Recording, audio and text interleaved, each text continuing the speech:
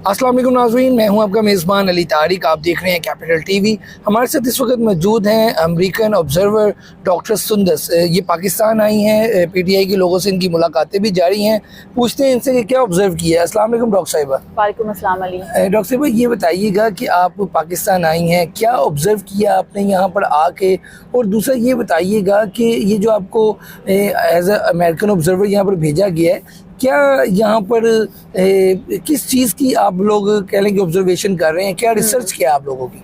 Ji thank you Ali. हम पिछले साल मैंने इलेक्शंस कवर किए थे एज एन ऑब्जर्वर। अब पोस्ट इलेक्शन पाकिस्तान में क्या सियासी हालात हैं, जो प्रोटेस्टर्स के बारे में उनके क्या राइट्स हैं, जो मुजाहिरीन हैं, जो सियासी कैदी हैं, यहाँ पे सियासी लोगों के क्या हकूक़ हैं, उनको क्या जमहूरी हक मिल रहा है या नहीं। सो पूरा पोस्ट इलेक्शन का जो इन्वायरमेंट है, और हमारा यहाँ पे ग्रुप आया है, हम सबको डिफरेंट एक टास्क मिले हुए हैं और हमने एक रिपोर्ट लिखनी है। हमने एक अपनी ऑब्जर्वेशंस जाके फिर कांग्रेसमैन को प्रेजेंट करनी है, क्योंकि जो कांग्रेसमैन है वहाँ के जो यूएस पॉलिसी मेकर्स, वो फिर एक नैरेटिव हम बिल्ड करेंगे कि पाकिस्तान में डेमोक्रेसी रिलेटेड क्या एक्टिविटीज़ हो रही हैं। अच्छा, मुझे ये बताइएगा कि यहाँ पर आप आई हैं, पाकिस्तान तहरीक इंसाफ के लोगों से आपकी मुलाकातें हुई हैं, जैसे चेयरमैन पीटीआई है या बाकी लोगों से, क्या उन्होंने आपको अपनी मुश्किलात बताई हैं?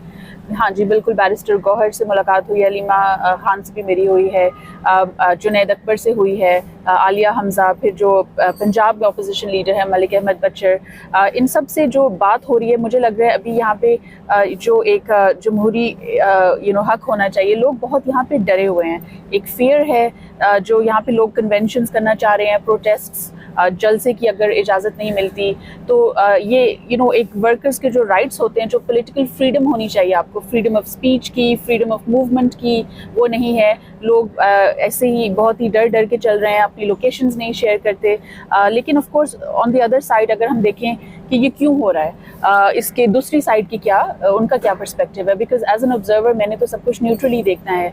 तो जो हुकूमत है वो ये कह रही है कि जो May 9 की एक्टिविटीज़ हुई थी, हम उसकी वजह से हम अब ज़्यादा इन पे रिस्ट्रिक्शंस लगा रहे हैं, तो उनका ये एक नैरेटिव है।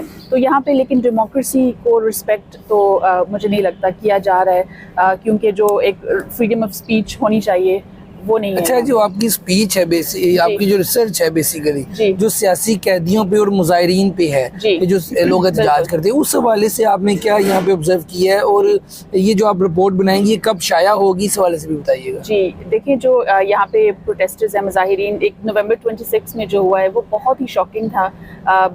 उस हवाले से हुकूमत का तो ये कहना है कि ये झूठ है, कोई ऐसे डेथ्स नहीं हुई। आप उसमें क्या आपने क्या देखा है उसमें? एज एन ऑब्जर्वर मैंने एविडेंस को देखना है। यहाँ पे जो एक हम इसको कहते हैं क्वालिटेटिव एविडेंस, वो जो होता है जब आप लोगों से बात करके, अब देखिए एक होता है क्वांटिटेटिव, हार्ड नंबर्स, डेटा, वो अभी जो एक ऑफिशियल नंबर आया है वही है हमारे पास, 14 और 16 डेथ्स। लेकिन उसके अलावा जो मैंने लोगों से बात की है, मैं अभी पेशावर से होकर आई हूँ, मैं वहाँ पे मैंने जो प्रोटेस्टर की फैमिलीज़ थी, कुछ जो बुलेट वुंडेड थे, जो शहीद हुए हैं, मैं 2 उनकी फैमिलीज से मिली। फिर जो जिन्होंने जिनके साथ एक इंजरीज हुई थी, किसी के बाजू टूटे हुए थे, किसी का, सो उन्होंने अपनी सारी मुझे स्टोरीज बताएं कि मुझे किस तरह पुल से फेंका उनके गया। पास ऐसा प्रूफ थे कि वो, क्योंकि देखें चोट लगना ये ठीक है, एक बात एक तरफ होना, लेकिन उनके पास प्रूफ थे कि वो 26 नवंबर को ही हुए उनके साथ ये मामला, पहले आगे पीछे भी हो सकता है, कोई भी इंजरी करके डाल सकता है हुकूमत पे। ये उनसे प्रूफ आपने देखे? उन्होंने मुझे अपने फ़ोन पे एविडेंस अपना दिखाया, पिक्चर्स दिखाएं कि वो प्रोटेस्ट के लिए निकल रहे थे उस दिन। फिर उसके बाद ये जिन लोगों से मैं मिली, ये बेसिकली जब लाइट्स ऑफ की गई थी तब उनके साथ ये इंजरीज हुई और जो डेथ्स हुई थी।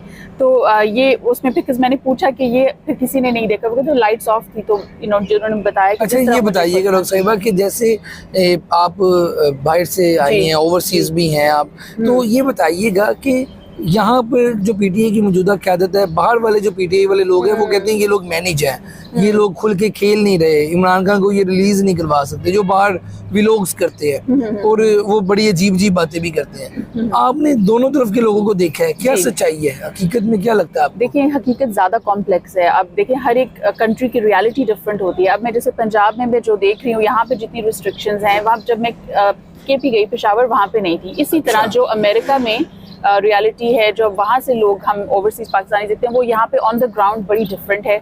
मुझे नहीं लगता कि लोग मैनेज्ड है, मुझे लगता है कि बहुत ही देखिए पिछले 2 साल से अब अगर मैनेज्ड होते तो फिर ये जो 8 फरवरी में इलेक्शन का रिजल्ट आया, एक सॉफ्ट रेवोल्यूशन जिसको हम कहते हैं, वो भी तो इसी क़यादत के नीचे आया ना। तो इलेक्शन सिंबल नहीं था, उसके बावजूद जिस तरह पीटीआई को एक विक्ट्री मिली, ऑफ कोर्स वो एक उसको अच्छा ये बताइएगा, ये आप कह रही हैं कि आप जैसे डोनाल्ड ट्रंप के हवाले से कहा जाता था कि जब वो आएंगे तो पाकिस्तान में इमरान खान को रिहा करवा लेंगे, पीटीआई के सोशल मीडिया पे भी एक तबसरे थे और फिर लोग भी कहना शुरू हो गए थे, अब तो उनको आए भी काफ़ी टाइम हो गया। तो ये क्या ये अफवाह थी या लोगों की गलत फहमी थी?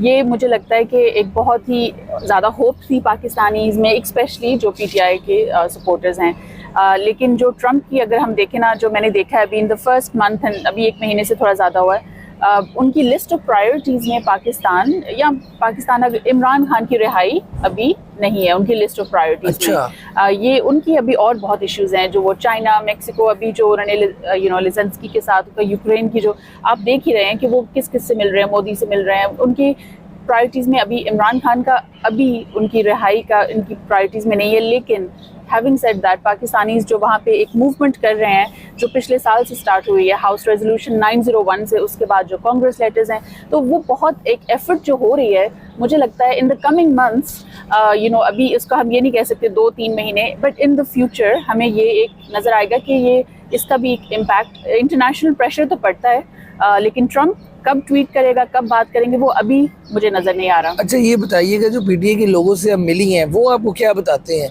जो अंदर खाते की कहानी है वो क्या बात करते हैं? क्या वो इमरान खान की रिहाई से पीटीआई के रहनुमा मायूस हैं या उनको होप है, या वो फिर कहते हैं कि खान साहब ने नहीं आना है? कैसे वो उनकी क्या बातें हैं? देखिए जो क़यादत है ना, वो तो यही कह रहे हैं कि खान साहब is sticking to his principles, वो डील नहीं कर रहे, वो अपना जो उनकी एक बात है वो अपनी आवाम के साथ खड़े हुए हैं, वो डील और कॉम्प्रोमाइज़ करके वो नहीं निकलेंगे। उनकी एक स्टांस जो है वो 2 साल से उस पर ही खड़े हुए हैं। जो लोग हैं, जो वर्कर्स हैं जिनसे मैंने बात की है, जो यहाँ पे प्रोटेस्टर्स हैं, मैंने उनसे पूछा कि अगर ये दोबारा आपको कॉल आए, जो ये फाइनल कॉल थी, आप निकलेंगे? तो उन्होंने कहा कि हम बिल्कुल निकलेंगे, क्योंकि खान साहब, क्योंकि खान अवाम के साथ खड़ा हुआ है तो हम अवाम भी उनके साथ खड़े हुए हैं। तो ये जो एक जज्बा है, ये हमें से of course the most popular leader Pakistan में 70% हमारी जो यहाँ पे अवाम है ना, वो यंग लोग हैं, और यंग लोग आप सोचिए ज़्यादा फिर इमरान खान को सपोर्ट कर रहे हैं। तो ये जो एक नवंबर 26 में जो भी इनके साथ प्रोटेस्टर्स के साथ हुआ, वो उनको डिटर नहीं किया, वो फिर भी निकलेंगे। बहुत शुक्रिया जी, आप गुफ्तगू सुन रहे थे डॉक्टर सुंदस की, जो कि एक अमेरिकन ऑब्जर्वर है, पाकिस्तान में पीटीआई के लोगों से ख़ास तौर पे मिल रही हैं, उन्होंने व्यूज़ भी जाने हैं, आगे माजी में जो हुआ वो भी सब डिटेल में, और आगे मुस्तकबिल में क्या होना है, अमेरिका क्या सोच रहा है पाकिस्तानियों के हवाले से, और रिसर्च में क्या क्या चीज़ें वो देख रहे हैं कि 1 साल हो गया इलेक्शन के बाद पीटीआई की क्या सूरत हाल है, उनकी जो वहाँ पे ऑर्गेनाइजेशन है वो भी इस पे जो है अपनी लोगों को भेज के तो इस पे नज़र रखे हुए हैं। आज की वीडियो के साथ मुझे दें इजाज़त, अल्लाह हाफ़िज़।